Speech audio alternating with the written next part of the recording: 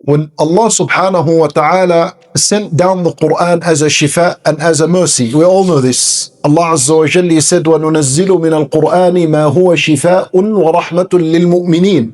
Allah Azza wa Jalla, He says that we send down this Quran as a source of mercy and as a source of treatment and cure for mankind. So a question that always should come up in the mind of a believer is, how do we seek shifa from this Quran? How do we seek treatment and cure from this Quran? Al-ulama, rahimahumullah, they give us a very easy, practical way. Whenever someone is sick, whether it's a physical sickness or a mental sickness or an emotional feeling, whatever the case may be, or if you're suffering a spiritual disease, such as someone is suffering jealousy, animosity, hatred, whatever the case may be, Al-Quran is a shifa for all these diseases and sicknesses. Then the correct way to treat yourself with the Quran is to look through the Quran and to read the ayat that are relevant to your case. And then you read them once, you read them twice, you read them 3 times. Most importantly, you go and you read a translation, a tafsir, an explanation of these ayat, and you keep reciting them and presenting them upon your heart until you feel cured. And there is absolutely no doubt that anyone who has tried this way of seeking remedy and treatment through the Quran would almost instantly become cured. So tonight, as you heard, the lecture is, how does a believer prepare for calamities? Because calamities is something, and it is a part of life, and it strikes us all. And these ayat in the Quran are medicine for the people that don't understand calamities, or for the people that have a hard time understanding, why is Allah doing to me what He's doing? So we're going to read these few ayat from Surah Al-Baqarah, and we're going to have a bit of an explanation of these very famous and common ayat. We all know them.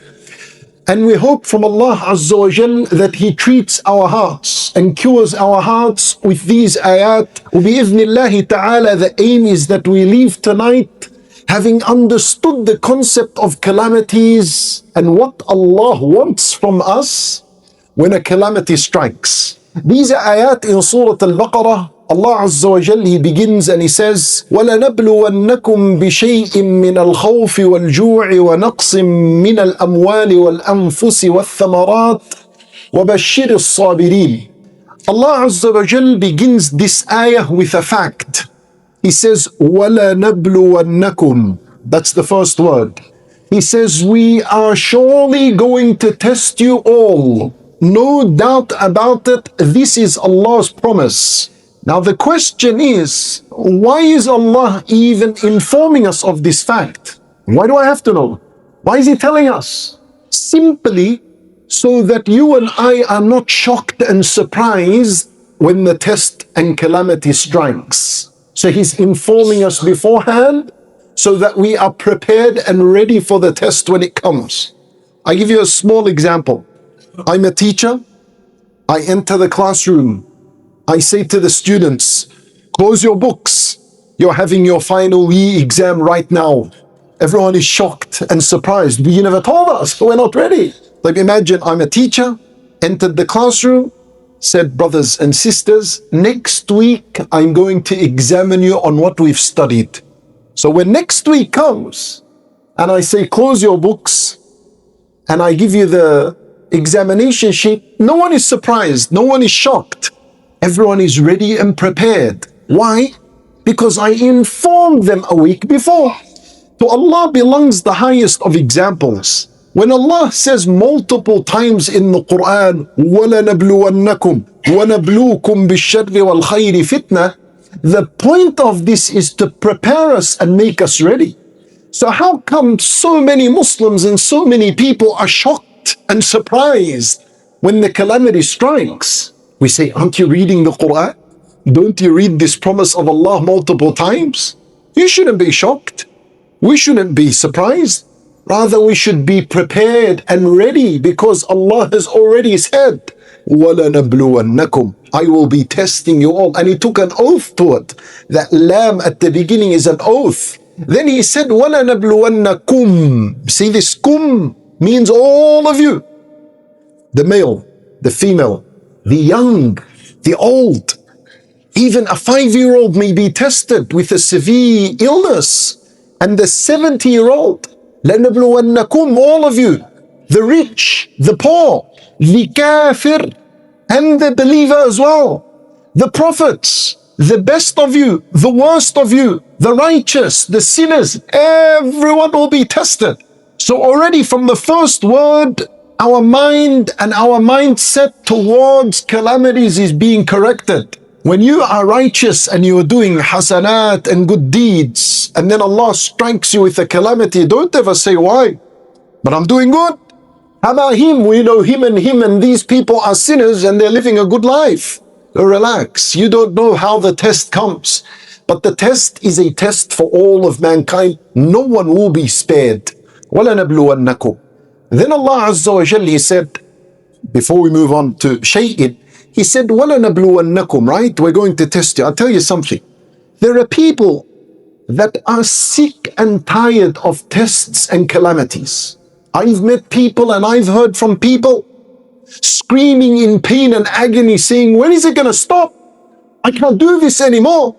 I was married, I divorced, I lost my children, I lost my job, I lost some of my health, I lost this. I can't. Khalas. I'm waiting for the day where all this is over. There are some people like this screaming agony, don't want calamities, they want a break. When am I going to get a break? I say to you, brothers and sisters, calm down and relax. There is no break. This is Allah's promise. وَلَنَبْلُوَنَّكُمْ. I will be testing you with calamities throughout your life. There is no such thing as put an end to my calamities. I don't want any more. That doesn't happen. That's not the words of the believers. Rather, the final moment in life will be the greatest calamity we face. And that is when the soul comes out of the body. So until then, you're facing all calamities, and that'll be the most difficult one. Allah Azza wa Jalla in the Quran, He referred to death as a calamity. He said, فَأَصَابَتْكُمْ مُصِيبَةُ الْمَوْتِ. The calamity of death will strike you. Why is death a calamity? Why? You know why death is calamity? It's a calamity for you. Why? But if your soul is the one that came out, and you're put in your grave, how is it a calamity for you? You and I would have thought death is a calamity for your relatives because they lost a loved one. Death is a calamity for you, for us when we die. You know why? Because when you die, the ability to do good, righteous deeds has stopped. And that is the greatest of calamities. The book that is on the right shoulder, where the angels are recording your good deeds, has stopped. Now, if you want to go to Al-Masjid, you can't. Now, if you want to begin to pray, you can't. If you want to say one Subhanallah, you're not able to. If you want to say Astaghfirullah, you can't. If you decide to wear the hijab and dress the way Allah has commanded you, it's too late. That is why death is a calamity. Except, of course, for those who have set up righteous deeds for themselves in this life that continue to bring them hasanat while they are in their grave. وَلَنَبْلُوَنَّكُمْ. Allah Azza wa Jal said, بِشَيْءٍ.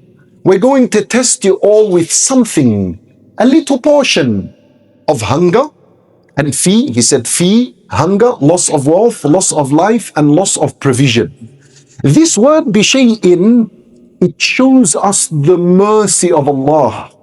That when Allah is going to test us, He's going to go easy.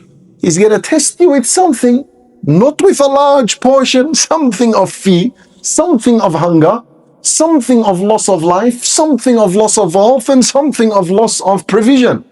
See the mercy of Allah Azza wa Jal, something. But you see this word bishay'in, it teaches us something great about how we can pass a calamity. You know, whenever Allah Azza wa Jal strikes us with a calamity, there are 4 ways in which you can respond. Number 1, you can either be displeased with what Allah said to you. And whoever is displeased, Allah is displeased with him. And being displeased with the calamity is haram, it is a sin. And it's not going to stop the calamity, right? You're the one that's going to miss out on an opportunity of reward and goodness. The second way you can respond to a calamity is by being patient. We're going to speak about how do we practice patience when calamities strike. And that is wajib. Wajib. There's higher than that. And it is a level known as ar-rida bil-musibah. So that you're not only patient, but you're pleased with the calamity. What does it mean to be pleased with a calamity? For you to reach an understanding that whether the calamity happened or not, it's both the same. Imagine that. That's recommended. That's not wajib. If you can get there, it's great. It's a level in where, let's say you had a property and you lost it. And you're able to convince yourself to say, you know what, whether I had it or I didn't, it's all the same for me. It all came from Allah. Allah took it, doesn't matter. That's not wajib. That's recommended, high level. And there's a higher level than that. It is the level of alhamd, being grateful for the calamity. You may ask, how do I reach the highest level? In order to reach the highest level in where you are thanking Allah for the calamity, you can only reach that level if you ponder and focus on your calamity, how much Allah took and how much more He left. Remember He said, bishay'in, He'll test you with a small portion. That means He's gonna leave a lot more. So, if you're tested in your wealth, okay, look at what you've been tested with. And then compare that with how much more Allah has left.